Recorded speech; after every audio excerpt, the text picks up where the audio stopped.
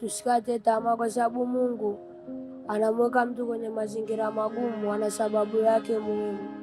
Unaweza ukashangaa milioni niko kwenye haya mazingira, ila baadaye ukashangaa mimi ndo nawaajiri tena watu kwenye kampuni. Mimi ndo nakuja nawasaidia waliokuwa mtaani, au mimi naweza nikaja nikawa hata rais au waziri.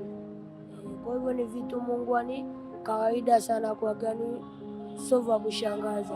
Kwa Mungu anaweza kukuweka kwenye maisha ya mtaani hivi, ila baadaye ukapanda viwango vya juu, mtu akaja akakuangalia kaona usi yule alikuwa anampa ukoko anakula, usi ndio yule alikuwa akikapa na mfukuza.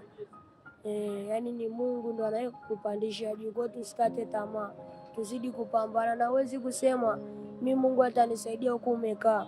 Ndio kusema mimi Mungu ananisaidia huku unazidi kupambana. Kwa mimi nazidi tu kuatia nguvu vijana wenzangu, tupambane, tusikate tamaa na tusiibe cha mtu. Tuombe. Kama huwezi kuomba, bora useme muombe mtu akusaidie.